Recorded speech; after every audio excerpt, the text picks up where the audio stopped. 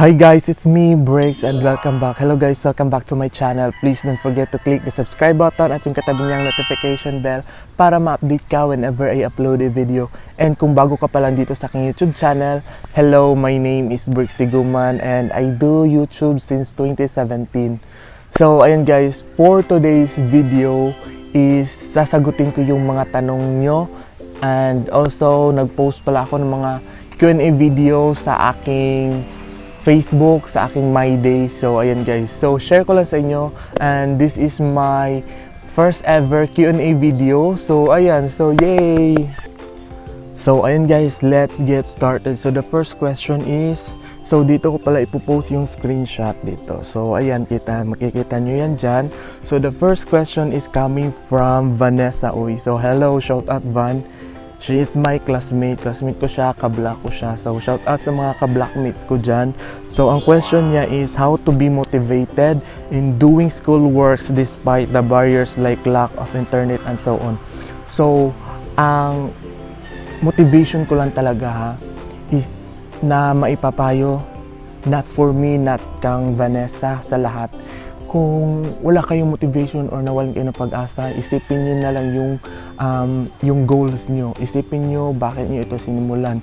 Kung wala kayong mga materials na needed, then find ways, and it's okay na humingi sa ibang kapwa or humingi ng tulong or magpatulong kaysa naman gumawa ng masama para lang maitaguyod mo yung pag-aaral mo pero merong bad things na ginawa mo. So isipin mo lang yung goals mo, bakit mo ito sinimulan.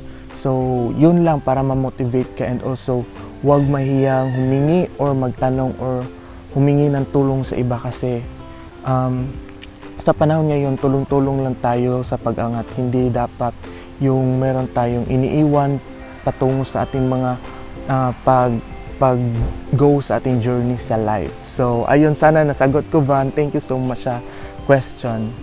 And guys, for the second question, so ito, so the second question, ilagay ko dito, Cheng, coming from Elaine May, Tagaytay, Las Cunha. Hello Elaine, so hello, thank you so much sa pag-ask ng question sa akin, pag-reply sa akin My Day, thank you so much. So ang question niya is, what is your motto in life? Roar, pa-shout out, uy, merong natagak guys. So ayan, ulitin ko lang ulit So what is your motto in life? Roar, pa-shout out Kuya Bricks. Hello. Shout out sa iyo Elaine, shout out sa iyo. So what is your motto? So ang motto ko sa life is dalawa lang. So time is gold and patience is a virtue. So sa baka isipin niyo nakakatawa or sobrang luma na, pero this is my motto. So time is gold, it is because tumatakbo ang oras. So isipin mo kung ano yung mga pwede mong gawin sa mga oras na wala kang ginagawa. Make your time na productive ba? Productive ka para at the end of the day magiging productive ka. So ayun, isipin or gumawa ka ng mga mabubuti na magiging masaya ka sa iyong sarili. And patience is a virtue, kasi kailangan nating maghintay sa tamang panahon kung kailan tayo bibigyan ng blessing, kailan ibibigay ng Diyos sa atin yung tamang pinagdarasal natin. So ayun, thank you so much Elaine. So sana nasagot ko yun, nasagot ko naman. So ayun, so by the way guys, sobrang init. Nandito ako sa labas and kita nyo naman, diba, init. So ayun, so ang ating pangalawang question is coming from Jana Malika, Pangandaman. So hi Jana, shout out sa iyo. So ang question niya is, how do you imagine yourself 5 to 10 years from now? So I guess I am working on that time, or siguro nag-aaral ako kasi gusto ko ma-pursue ng masters, or siguro nasa abroad. So ganun lang. So yun lang Jana, thank you so much. So ang ating fourth question is ito, Cheng. So coming from Jana Malika, Pangandaman ulit. So dalawa yung question na sinend niya. So ang question niya is, what are your goals in life? So isa sa mga goals ko talaga as of now is maka-graduate, makatapos ng pag-aaral. So ayun, and also magkaroon ng stable job and makatulong sa family. So ayun. And our fifth question is coming from, wait lang guys ha, sobrang init yun. Coming from Nel May Montesilio. Hello, shout out sa iyo Nel May Montesilio. So ang kanyang question is, if tagaan kag chance na mo balik og panahon, unsa man imong gusto balikan og ngano? Siguro og tagaan kog chance na mo balik sa panahon is siguro ang akong childhood, kasi alam mo yun, yung childhood is wala masyadong iniisip, wala masyadong stress na iniisip yung mga bata, just enjoy lang, nagpi-play at the same time naglo-learn. So ayun lang ang sagot ko. Sana nasagot ko yun, Nel May Montesilio. Thank you so much. So this is our sixth question coming from Alin Ruth Maglasang. So sabi niya is ito. Sabi niya, man libre na pud ka usab pa picture ko load sa pohon mang libre og na ikwarta. So ayun lang. So mag-picture ta pohon og magkita ta. So ayan. Thank you Lynn, shout out sa iyo. Thank you so much. So this is our next question. I guess hindi ito question pero ambot. So ito siya guys. Lagay ko siya dito. Wait lang, na jeep nila by guys. Oh, sobrang abo guys. Ito yung question ni Nato. I guess hindi ito question, isa itong banat or hugot. So if I would be your boyfriend, I will just let you love me 31% cause we will do the 69. So ayan. Ambot mo dyan. So shout out kay RG. So sana all. Can you stay up all night? 34, 35. So ayun.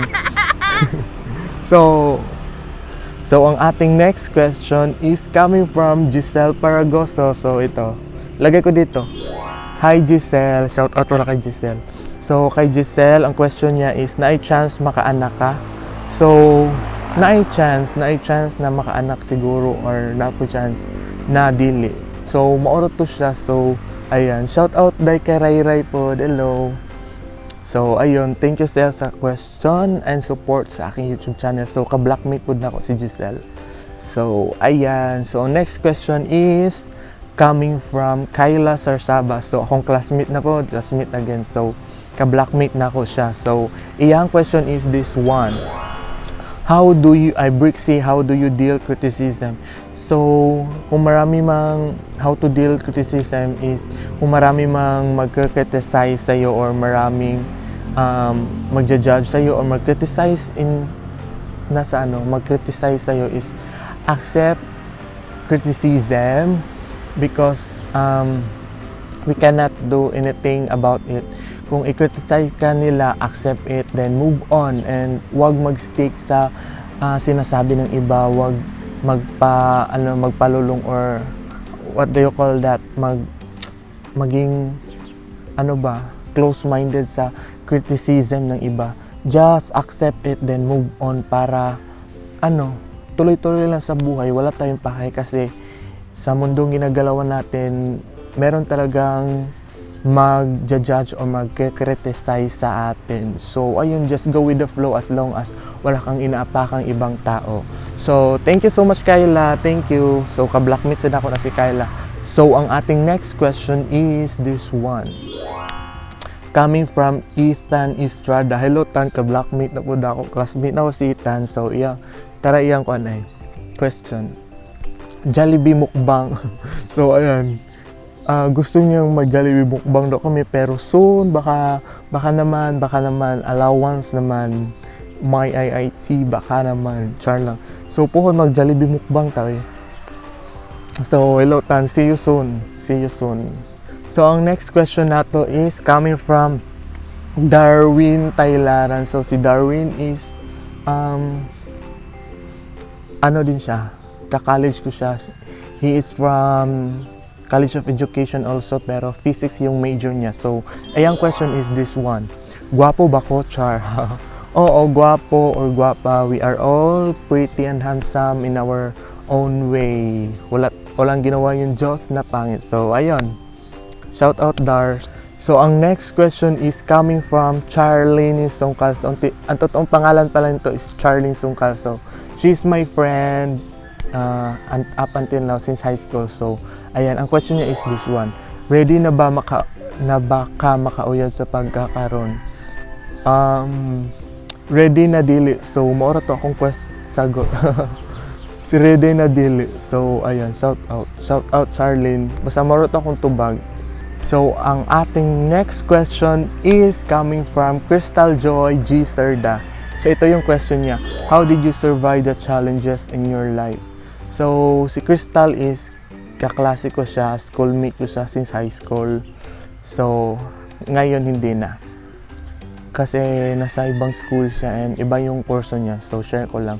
So, ang kanyang question is, how did you survive the challenges in your life?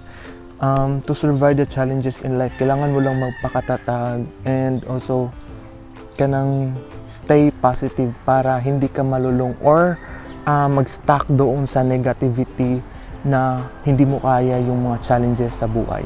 So ayun lang Crystal, thank you so much sa question, na-appreciate ko. Thank you, hope to see you soon. So ayun lang guys, so yun lang yung mga tanong na itinanong sa akin sa aking post sa social media and sana nasagot ko lahat. And shout out sa inyong lahat sa mga nagtanong. Thank you so much. So sana supportahan nyo pa rin ako until so on. So basta salamat sa pag-support sa aking YouTube channel. So ayun, and kung meron pa kayong gustong itanong or ipagawang video sa akin, just feel free to comment down below or itag nyo ako sa aking mga social media accounts and I will try to do it. And ayun, so ayun, thank you so much for watching. Sana nag-enjoy kayo sa panonood kahit Q&A lang ito, pero ayun, kasi sa mga past videos ko is mukbang, diba? So ayun, thank you and sobrang init. And ayun, thank you so much for watching. Sana nag-enjoy kayo sa panonood or sana na meron kayong natutunan sa mga pagsagot ko sa mga Q&A. So thank you so much for watching. And please don't forget to click the subscribe button at yung katabi niyang notification bell para ma-update ka whenever I upload a video. So i-follow mo na rin ako sa aking mga social media accounts down in the description box. So this is Brooks Tiguman saying annyeong. Keep safe guys. Bye!